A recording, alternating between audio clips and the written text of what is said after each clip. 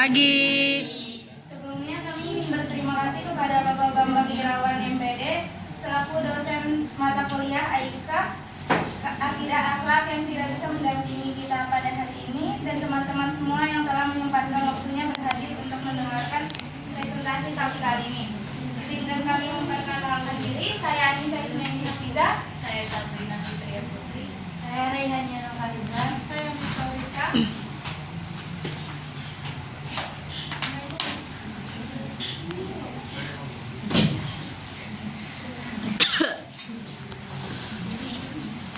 Yang pertama ada tauhid uluhiyah. Kata uluhiyah berasal dari kata alaha yang lahu ilahan uluhah, yang bermakna menyembah dengan disertai rasa cinta dan pengagungan. Tauhid uluhiyah adalah pengesaan Allah Subhanahu wa taala dalam ibadah, yaitu meyakini dan mengamalkan bahwa hanya Allah satu-satunya yang berhak disembah, tidak ada sekutu baginya. Yang sudah tertera dalam Al-Quran surah Al-Baqarah ayat 163 yang berbunyi, A'udzubillahi minasyaitonirrajim, Bismillahirrahmanirrahim. Wa ilahukum ilahu wahid, la ilaha illa huwar rahmanur rahim. Yang artinya, dan Tuhanmu adalah Tuhan yang Maha Esa, tidak ada Tuhan selain Dia, yang Maha Pemurah.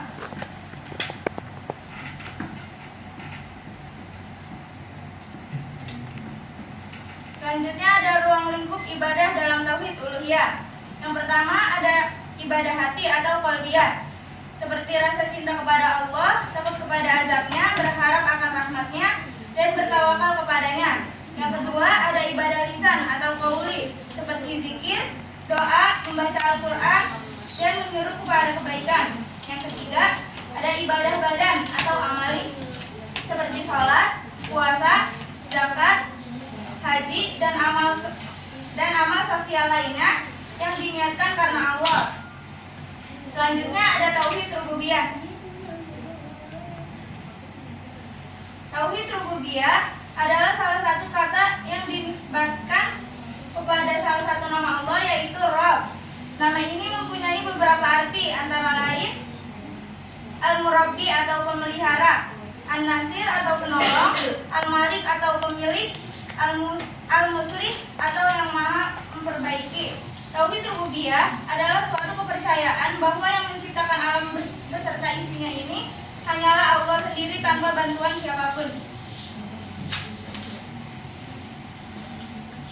Selanjutnya ada ruang lingkup dan cakupan tauhid rububiyah. Yang pertama, Allah sebagai Al-Khaliq, yaitu pencipta segala sesuatu yang ada di alam ini adalah ciptaan Allah Subhanahu wa taala. Tidak ada sesuatu pun yang terjadi tanpa kehendak dan ciptaannya. Yang kedua, Allah sebagai Ar-Razzaq, yaitu pemberi rezeki dan pemelihara. Allah lah yang memberikan kehidupan dan rezeki bagi seluruh makhluk, baik manusia, hewan maupun tumbuhan. Lalu yang ketiga, Allah sebagai Mudabbir, yaitu pengatur segala urusan. Semua peristiwa di alam semesta berjalan sesuai dengan ketetapan dan kehendak Allah. Lalu ada tauhid ubudiyah. Tauhid ubudiyah juga disebut dengan tauhid uluhiyah, adalah pengesahan Allah dalam seluruh bentuk ibadah, baik lahir maupun batin. Artinya, segala bentuk penyembahan, doa, permohonan, dan ketaatan hanya ditunjukkan kepada Allah semata.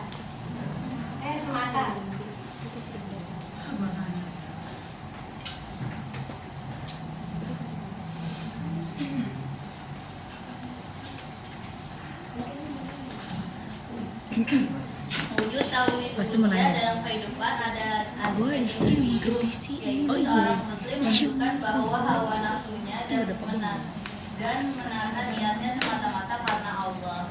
Yang kedua ada aspek sosial, penghambaan, tercermin dari perilaku sosial yang adil, jujur, dan amanah. Terus yang selanjutnya ada aspek ekonomi dan pekerjaan. Dalam bekerja seorang mukmin tidak hanya mencari keuntungan duniawi tetapi juga ridho Allah.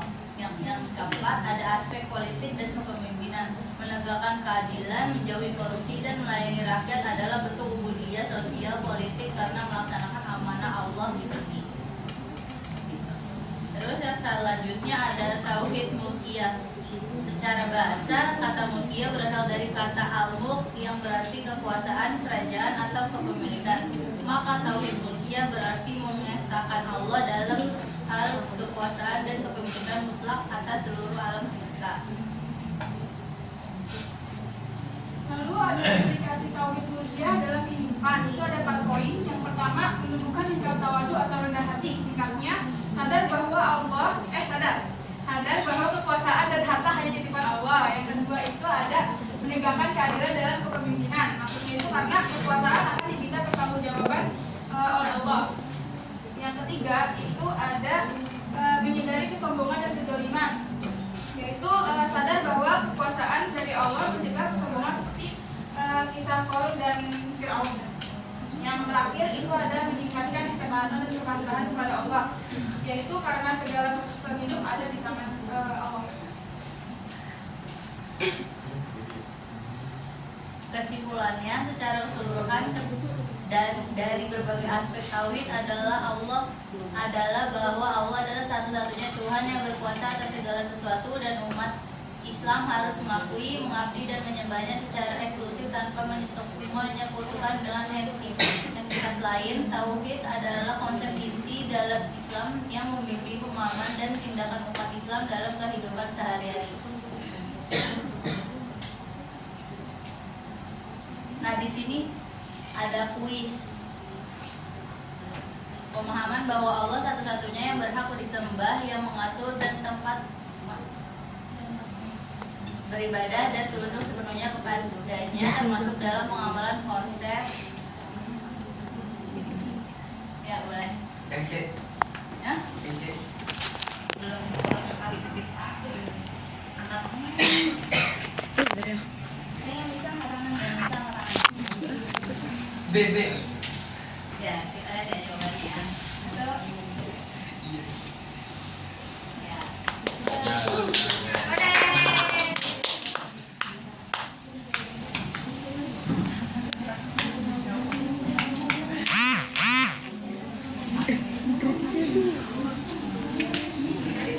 Bersiapkan misi.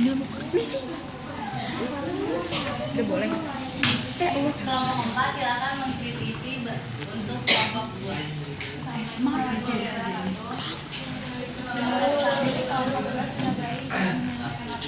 Kurang kenceng nih. Iya, apa? Cepetan.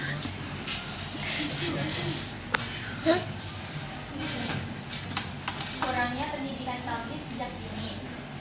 Banyak anak remaja muslim yang tidak mendapatkan pemahaman tauhid secara mendalam di rumah maupun di sekolah. Akibatnya muncul generasi yang mengenal Allah secara dangkal dan mudah terpengaruh oleh budaya materialisme atau hedonisme. Pertanyaan saya, mengapa banyak orang yang mengaku bertauhid tetapi masih percaya pada hal-hal mistis seperti jimat dan dukun? Terima kasih.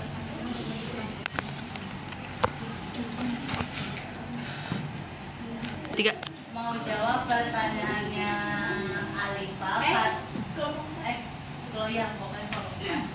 Karena kenapa mereka masih mempercayai hal-hal spiritual?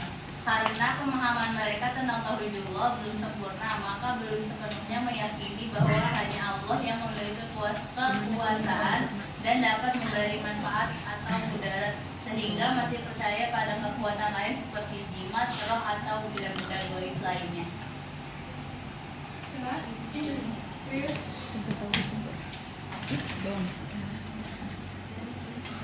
Jelas. Terima kasih. Yang dapat kami sampaikan. Kurang lebihnya mohon maaf. Assalamualaikum warahmatullahi wabarakatuh. Waalaikumsalam warahmatullahi wabarakatuh.